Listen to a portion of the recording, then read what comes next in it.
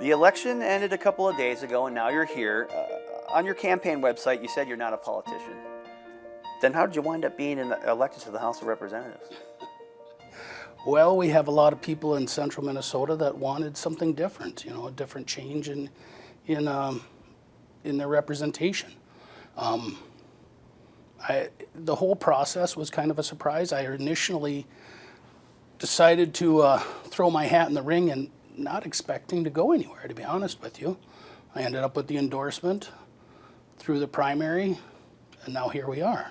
So it's kind of interesting, and I think just the honesty and dealing with people fairly and openly, and it connected with the voters. So here I am as a elected person, but I still don't consider myself a politician. Tell us about your district. Where is it, and what's life like in your area of the state? Well, it's not heaven, but it's pretty close. Along Prairie, Todd County. Our area consists of all of Todd County, a little bit of Wadena, Cass, and Morrison. And it's a rural, a lot of small towns. Agriculture is big. That's probably one of our biggest industries. We have some manufacturing and so forth, but ag is the biggest industry. So it's a nice area. We have some lakes and stuff further north, a lot of hunting ground. We have some timber industry as well. What did you hear during the campaign from your constituents in terms of what they'd like to see addressed here in 2023? Taxes is a big issue, especially with our property taxes. We have an aging population, and in our area, when property taxes continue to rise year after year after year, and then to see a state budget surplus, there's a frustration level out there. And people want to see their property taxes where we're not going to be taxing mom or grandma out of her home, or grandpa, because we have 27% of our population is elderly in greater Minnesota. And my mom is a prime example where if we hadn't bought the farm, she wouldn't be able to afford the taxes on it. So that's huge right now. We have to find a way to take care of the people that are still out in greater Minnesota. And you wear a number of hats: business owner, raising cattle, homeschool family.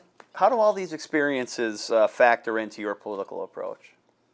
There's always challenges in life, but it's like anything else my wife and I have ever done. We throw ourselves into it. It's all or nothing. We've got a good support team with 9 kids. They help out, and they're wonderful. Challenging at times as well, but we realize that if we wanted to have a good future for our kids, now is the time to get involved in politics as well. The world is changing, and even our area, and we'd like to have them to have the same opportunities that we had growing up. Yeah, and you just mentioned it, but I kind of had to rub my eyes when I was looking at the screen when it said you had father of 9 kids. How do you do it? How do we do it?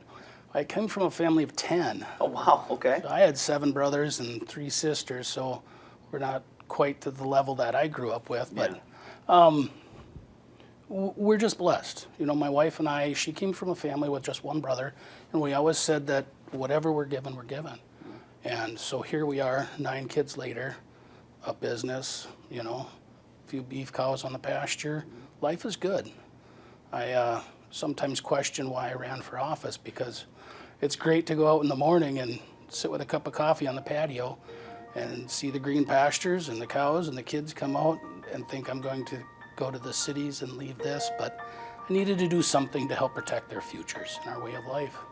That's why I decided to run.